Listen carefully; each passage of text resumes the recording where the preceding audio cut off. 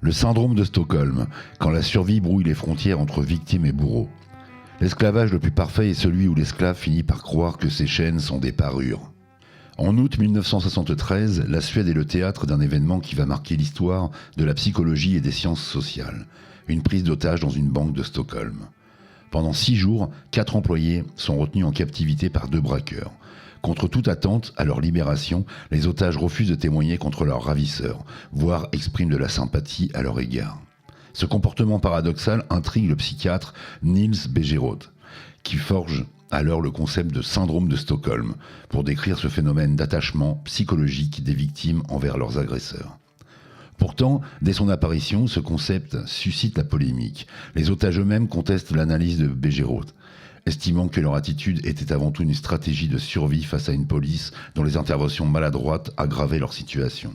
Aujourd'hui encore, le syndrome de Stockholm divise. Est-ce un mécanisme de défense universel, une réaction traumatique spécifique ou une construction théorique contestable ? Mr. Mind, Mr. Mind, please, where is my mind?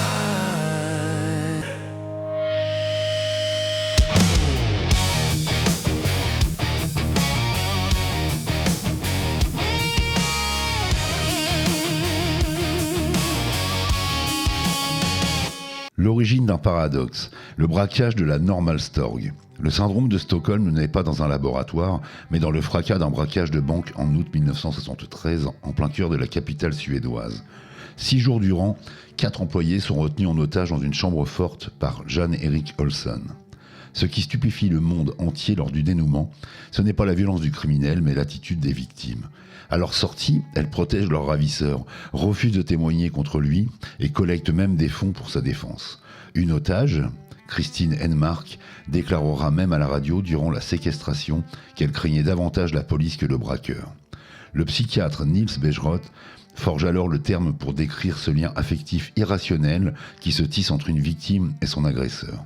Ce phénomène n'est pas une marque de faiblesse, mais un mécanisme de survie archaïque où l'esprit, face à une menace de mort imminente, choisit l'identification à l'agresseur pour apaiser l'angoisse et s'assurer une chance de rester en vie. Les piliers psychologiques de l'attachement traumatique. Pour que ce syndrome s'installe, 4 conditions précises doivent être réunies. D'abord, la perception d'une menace directe pour la survie psychique ou physique. Ensuite, l'impossibilité de s'échapper, créant un sentiment d'impuissance totale. Le 3e pilier, le plus insidieux, est la manifestation de petits actes de bonté de la part de l'agresseur. Laisser la victime aller aux toilettes, lui donner un verre d'eau ou simplement ne pas la frapper un jour donné. Dans cet isolement sensoriel et affectif, ces miettes de bienveillance sont magnifiées par le cerveau de la victime qui finit par percevoir son bourreau comme un sauveur. Enfin, l'isolement vis-à-vis du monde extérieur empêche tout rappel de la réalité ou de la moralité normale. La fluidité du quotidien disparaît au profit d'une bulle où la seule source de survie, de nourriture et d'espoir est l'agresseur lui-même. Du fait divers à l'intimité du foyer. Bien que célèbre pour les prises d'otages, ce syndrome trouve ses échos les plus tragiques dans les violences domestiques et les emprises sectaires. Dans le huis clos du couple, l'agresseur alterne phase de terreur et phase de lune de miel. La victime, épuisée psychologiquement, finit par développer une empathie démesurée pour son partenaire violent. Elle cherche des excuses à ses actes. Une enfance difficile, le stress au travail, l'alcool. Et finit par se sentir responsable des crises. Ce lien traumatique est bien plus puissant qu'un lien amoureux sain, car il est cimenté par l'adrénaline et la peur. C'est ici que l'on comprend que le syndrome de Stockholm n'est pas une pathologie mentale de la victime, mais une réponse adaptative à une situation anormale. Revenir à la vie normale après une telle emprise est un processus de déprogrammation lent, car la victime a appris à voir le monde à travers les yeux de celui qui l'opprime. Le syndrome de Stockholm dans le conflit de garde, l'angle mort judiciaire. Le véritable drame contemporain se joue souvent devant les tribunaux de la famille, dans le cadre d'un divorce ou d'une séparation impliquant un conjoint manipulateur ou violent. Le syndrome de Stockholm peut se manifester chez l'autre parent ou, plus grave encore, chez l'enfant. Un enfant peut développer cet attachement protecteur envers le parent qui le terrorise ou qui terrorise l'autre parent. Pourtant, les juges aux affaires familiales sont souvent démunis face à cette complexité. Lorsqu'un enfant exprime le souhait de vivre avec le parent agresseur ou refuse de dénoncer des violences qu'il a subies, le système judiciaire interprète souvent cela comme un signe d'attachement sain ou, à l'inverse, comme une manipulation du parent sain. La notion d'attachement traumatique est rarement prise en compte dans les expertises de garde, laissant des enfants sous l'emprise de prédateurs domestiques au nom du respect de la parole de l'enfant. L'aveuglement institutionnel et le poids des apparences. La justice a tendance à favoriser la fluidité des procédures et la recherche d'un consensus de façade.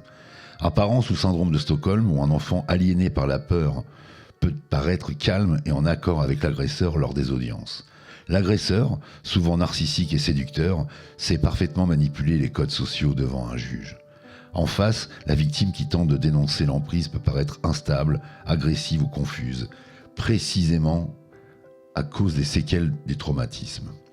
Ce décalage de perception conduit régulièrement les juges à confier la garde ou des droits de visite larges aux parents toxiques, ignorant que le consentement de la victime est un consentement fabriqué par la terreur. Le syndrome de Stockholm devient alors le complice invisible des décisions de justice, entérinant l'emprise au lieu de la briser. Exemple de situation réelle, de Natasha Kampusch à Patty Hearst. L'histoire regorge d'exemples frappants qui illustrent cette confusion des sentiments. Patty Hearst, héritière d'un empire de presse enlevé par un groupe révolutionnaire en 1974, finira par prendre les armes aux côtés de ses ravisseurs sous le nom de Tanya. Bien que son cas ait été débattu, il illustre l'effacement total de l'identité d'origine sous la pression du groupe. Plus proche de nous, Natasha Kampusch, séquestrée pendant 8 ans dans une cave, a exprimé une tristesse profonde à l'annonce du suicide de son ravisseur après son évasion. Elle a expliqué que son agresseur était devenu, par la force des choses, sa seule référence humaine, son monde entier. Ces cas extrêmes mettent en lumière ce que vivent, à une échelle moins médiatisée, des milliers de conjoints et d'enfants, la nécessité vitale d'aimer pour ne pas mourir de chagrin ou de peur. La reconstruction ou le long chemin vers la désaliénation.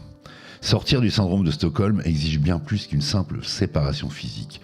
C'est une reconstruction de la psyché qui nécessite de comprendre que la bonté de l'agresseur n'était qu'un outil de manipulation. Pour les victimes de conflits de garde, le processus est d'autant plus difficile que le système judiciaire impose souvent des contacts réguliers avec l'agresseur, empêchant la déconnexion émotionnelle nécessaire. La fluidité de la guérison est sans cesse interrompue par les rappels du traumatisme.